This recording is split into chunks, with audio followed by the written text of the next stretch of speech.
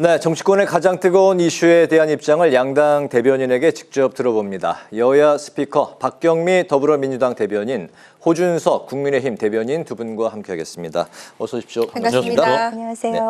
지난주에 김병기 민주당 원내대표 선출에 이어서 오늘은 국민의힘 새 원내대표에 송원석 의원이 선출됐습니다.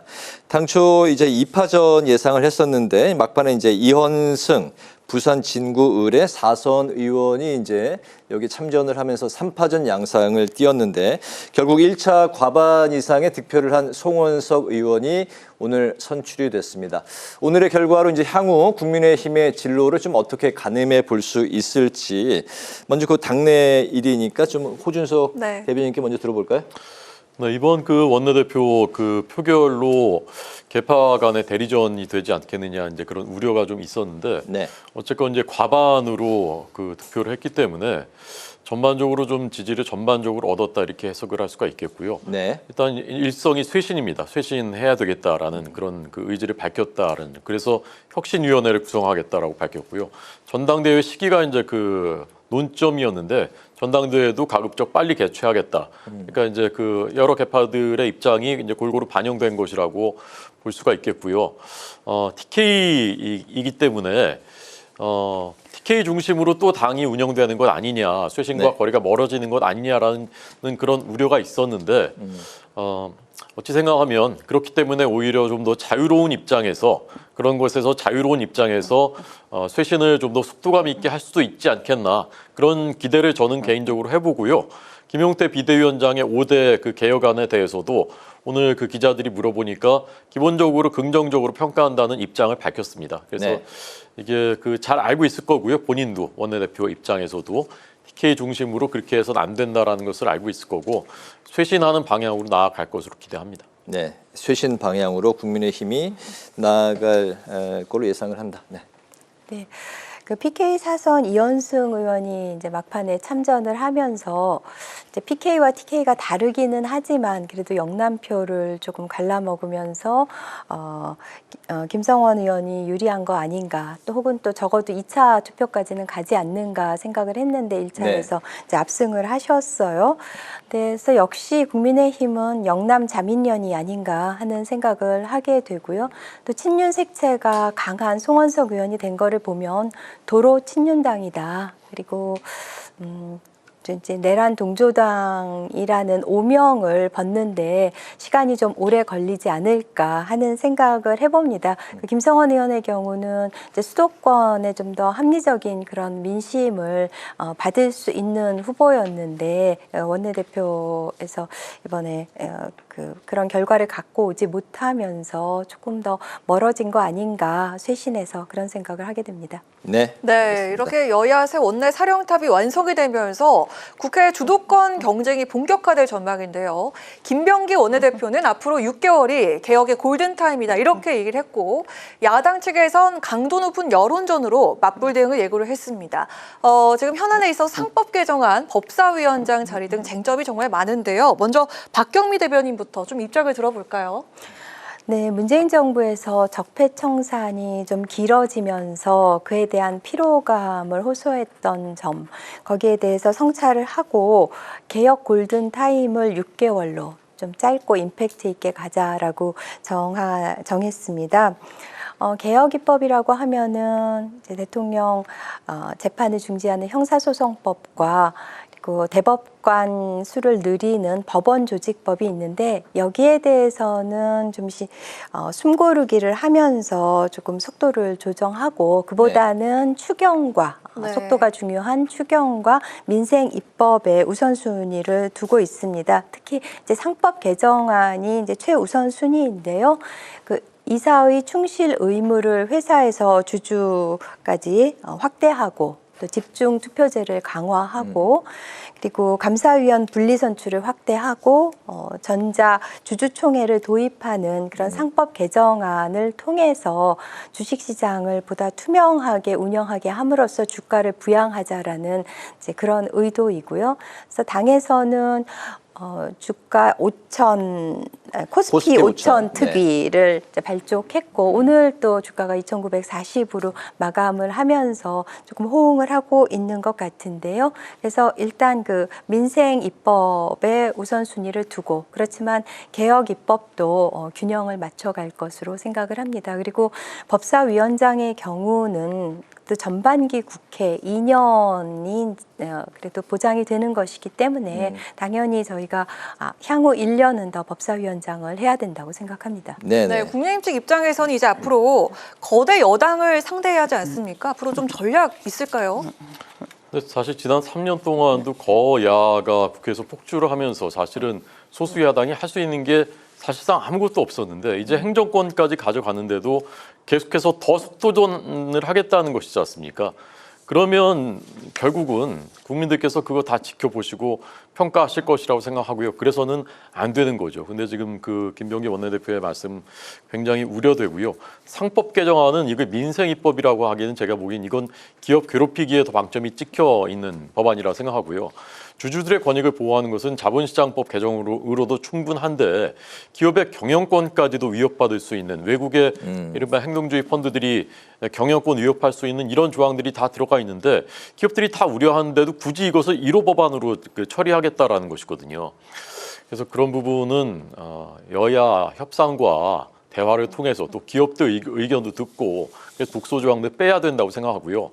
법사위원장은 노무현 정부 그 시절부터 1당이 국회의장하고 2당이 법사위원장 최소한의 균형과 견제 그런 장치 그런 원칙 관행이었거든요.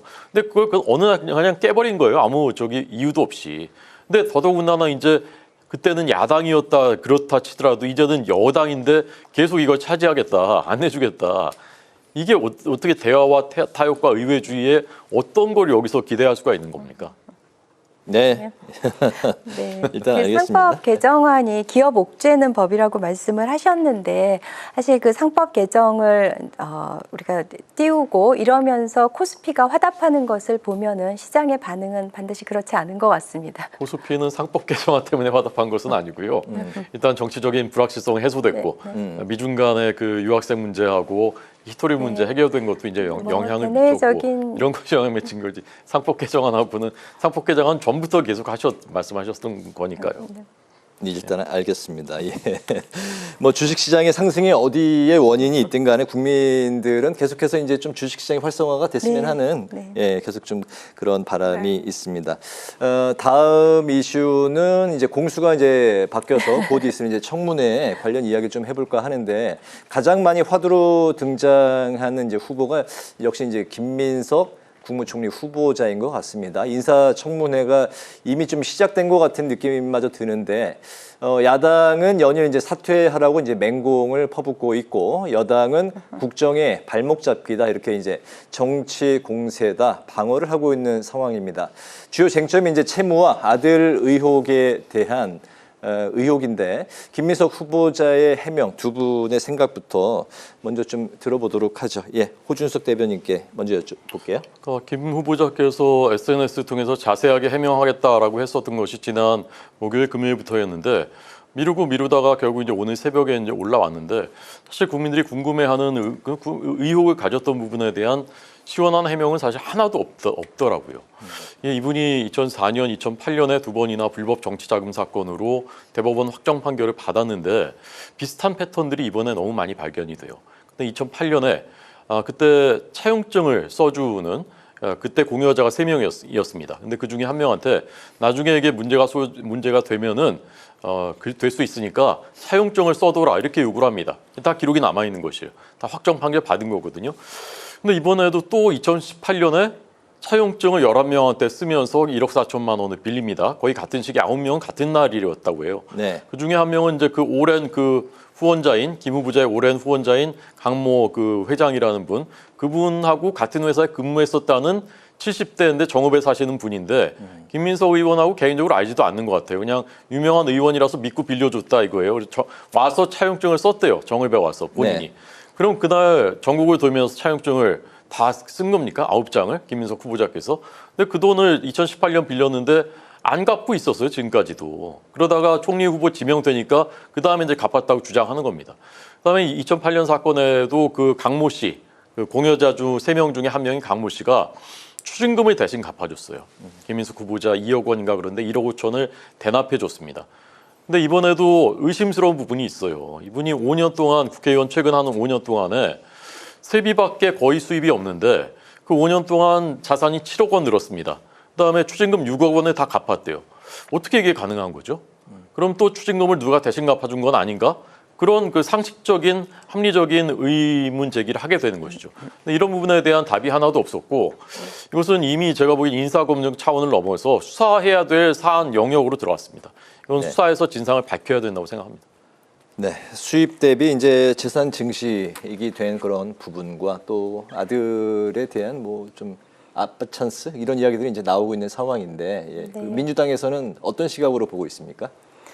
네, 김민석 후보가 이제 SNS를 통해서 그래도 1차적으로 소명을 했고 또 국민들께 송구하다는 뜻과 함께 몸을 이제 낮추었고요. 예, 그리고 이틀간 이어질 청문회를 통해서 보다 설득력 있는 설명이 이어지지 않을까 기대를 해봅니다.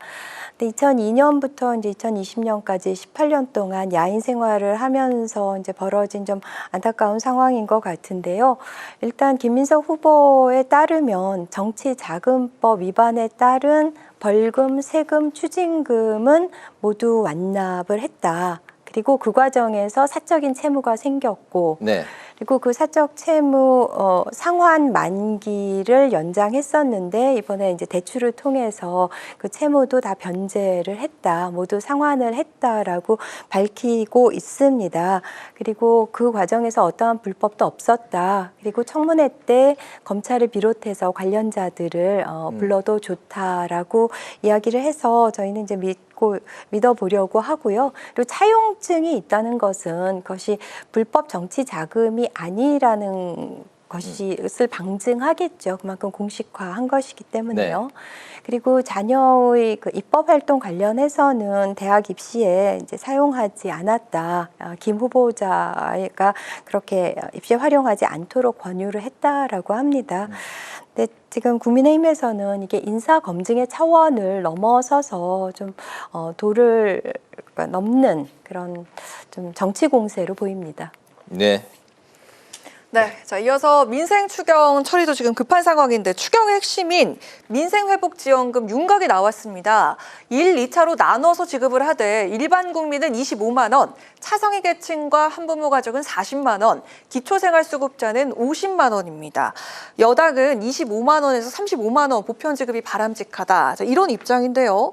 그동안 그 보편 지급이냐 선별, 차등 지원이냐 이런 논란이 좀 많았는데 이것도 역시 야당의 입장을 먼저 들어보도록 하겠습니다. 그 앞서 말씀하신 거 30초만 제가 넘었습니다. 네네네. 김민석 총리 후보자 네, 관련이요. 국민의힘이 그 정치 공세 한다고 하시는데 사실 저희가 지금 무기력하죠. 뭐 저희가 지금 잘 일을 못 하고 있어요. 이 의혹들 다 언론들이 제기한 거예요.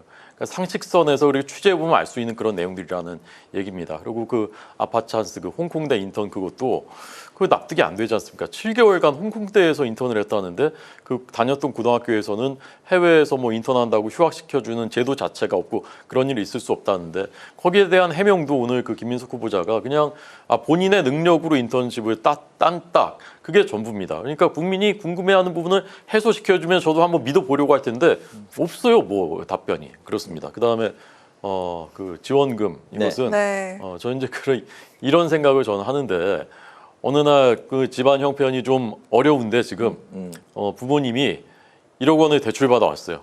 그날 저녁에 소고기를 맛있는 소고기를 한우를 사가지고 자녀들한테 다 먹입니다. 네. 기분 좋죠, 너무 좋죠.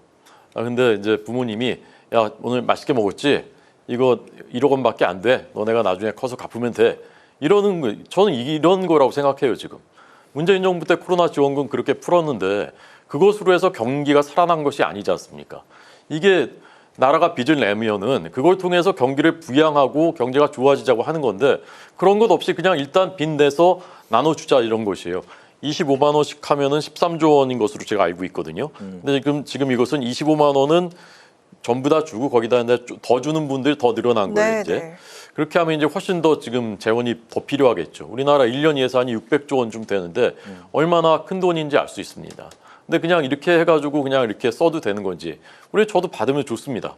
근데 나중에 결국 다 우리 미래 세대들이 갚아야 되는 돈이지 않습니까? 국채가 지난 문재인 정부 때 거의 2배가 늘어났는데 그래서 우려하지 않을 수 없다라는 말씀을 드립니다. 소득 계층별로 좀 받는 돈이 다르네요. 네, 그래서 이 보편 정액 지원이냐 선별 차등 지원이냐 이거는 오래된 논란거리잖아요. 네네. 그래서 골목 상권에 온기가 돌게 하고 소비 진작을 위해서는 보편 정액 지원이 필요하고 하지만 또 이게 선심성 정책이라는 점이나 또 세수 부족을 생각하면은 선별 차등 지원이 필요한데 지금은 이 두 가지를 절충하려고 합니다. 그러니까 1, 2차로 여러 가지 안이 지금 논의가 되고 있는데 네. 1, 2차로 나누면서 한 번은 뭐 15만 원이고 25만이고 모든 국민들한테 균등하게 이제 분배를 지급을 하고 그리고 이제 한번 2차에서는 뭐 상위 10%는 제외하고 뭐 90%까지만의 안도 있고 또 그 앵커께서 설명하신 바와 같이 최상위 계층이나 한부모 가족, 기초생활 수급자에 대해서는 그 지급액을 달리하는 그래서 더 필요한 분한테 더 두텁게 지원을 하는 안도 생각을 하고 있습니다. 그러니까 어떤 소비 진작이라는 측면과 그리고 취약계층 우선 지원이라는 그 두 마리 토끼를 같이 잡으려는 그런 방책을 내놓고 있고요. 특히 일부는 그 지역 화폐로 제공을 해서 특정 지역에서 일정 기간 동안에만 사용할 수 있도록 함으로써 이제 그 소비 진작 효과가 가속화될 수 있도록 여러 가지 그 고민을 하고 있습니다. 아까 네. 그 호준석 대변인 말씀처럼 참 많은 예산이 들어갈 거라 이렇게 짐작이 되는데 네. 이거 재원 조달이 어떻게 될까요? 글쎄요, 뭐 추경은 일단 일차 추경이 일단 20조 20조 원으로 플러스 알파로 그중에서 잡혀 홍준석 있는데 대변인이 아까 13조 정도 들 거다. 25만 원씩만 해도 네. 13조 원인 것으로 네. 추산이 됐었죠. 글쎄요. 그래서 이거를 이제 보편적으로 똑같이 깔아주는 거를 얼마로 잡고 그다음에 차등 지원하는 게 어떻게 되느냐에 따라서 소요액은 달라질 것 같은데요. 그래도 일단은 지금 경기가 워낙 바닥이기 때문에 그런 네. 특단의 대책을 통해서라도 일단 빨리 진통제를 투여해야 되는 시점이라고 생각합니다. 알겠습니다. 알겠습니다. 마지막 이슈는 이제 특검 전국에 관한 논의를 좀 해볼까 하는데 조은석 내란 특검이 특검팀 구성에 이제 들어간 상황에서 김용현 전 국방부 장관이 보석 허가를 받았습니다. 통상적으로 이제 구속 기간 만료를 앞두고 조건부에 보석 결정을 한다는 게 재판부의 이제 설명이었는데 이에 대한 여야 입장을 포함해서 앞으로 이제 있을 특검 전국에 대한 전망까지 좀 들어보도록 하겠습니다. 네, 그 지규현 판사가 해괴한 그런 논리를 동원해서 합법적으로 윤석열 전 대통령을 탈옥시켰고, 그래서 지난주에도 2번 소환에 불응하면서 반바지 입고 상가를 돌아다니는 그런 모습을 봐야 했고, 또 19일 3차 소환도 불응할 것으로 알려져 있는데요. 그래서 이제 국민들의 공분을 사고 있고, 근데 거기에 김용현 이분까지 풀려 보석으로 나오게 되면은 정말 국민들은 천불이 날 것 같고요. 그리고 이 계엄의 기억이 다시 떠올라서 국민들 정신 건강에 안 좋을 거라는 생각이 듭니다. 그래서 이 구속영장에 기재되지 않은 혐의를 이제 기소하면 추가 구속도 가능하다고 하니까 그런 방법으로라도 좀 혹은 강제적인 그런 체포영장을 통해 신청을 좀 검토해야 되지 않은가 싶습니다. 그리고 이제는 이렇게 보석이 돼서 그 두 분 다 주요 임무 종사자인 김용현까지 나오게 된다면 이제 믿을 거는 특검밖에 없다는 생각이 듭니다. 그래서 특검이 좀 신속하고 전방위적인 수사를 해서 좀 한정 의혹도 없게 잘 그 체계적으로 철저히 수사해서 좀 단죄할 수 있기를 바랍니다. 네, 그 특검이 이제 최장 수사 기간이 뭐 170일. 그러니까 이제 올 연말까지는 계속 특검 전국으로 이어질 것 같습니다. 네. 특검 전국을 이제 국민의힘에서는 좀 어떻게 보고 계시고 김용현 전 국방부 장관은 좀 보석에 대한 건 또 어떤 입장일까요? 비상계엄의 전모를 알고 있었던 사람은 딱 두 명이라고 합니다. 이게 윤석열 전 대통령, 김용현 전 장관 두 사람이에요. 나머지들은 알지도 못하고서 뭐 나중에 듣거나 TV 보고 알거나 이제 그런 겁니다. 이 두 사람이 지금 다 내란 혐의로 재판을 받고 있지 않습니까? 그럼 내란 특검이라는 것은 가장 우두머리 두 명을 추가로 더 기소할 수도 없어요. 이미 기소에 재판 받고 있기 때문에. 네. 그러니까 뭐냐? 결국 이제 정적들 제거하려고 국민의힘을 표적으로 하는 것 아니냐. 그런 합리적인 의심을 할 수밖에 없는 것이고 게다가 인선도 그런 방향으로 또 됐습니다. 김용현 전 장관의 보석은 이건 뭐 그냥 사실관계만 제가 그냥 뭐 다시 기자가 된 느낌으로 말씀드리자면 구속 기간이 일주일인가 남았대요. 어차피 풀려나요 그 다음에는. 그러니까 이제 보통 이럴 때 법원과 이제 수사기관이 조건을 달아가지고 보석을 시켜주면서 나가기는 하지만 잘 못 돌아다니게 뭐 연락 못하게 이렇게 하는 그거라는 거에서 본인은 지금 이거 집행 정지해달라고 뭐 항고를 했어요. 결국은 이제 만기 된 다음에 그냥 나오게 될 것 같습니다. 그리고 뭐 법원이 하는 일이니까 이분이 무슨 저희 당 사람도 아니고요. 저희가 여기에 대해서 논평할 그런 그 가치는 없는 것 같습니다. 예, 알겠습니다. 여야 스피커 이제 뭐 마치도록 할까요? 네. 네, 알겠습니다. 지금까지 박경미 더불어민주당 대변인, 호준석 국민의힘 대변인 두 분의 말씀을 들어봤습니다. 오늘 말씀 잘 들었습니다. 고맙습니다. 네, 감사합니다.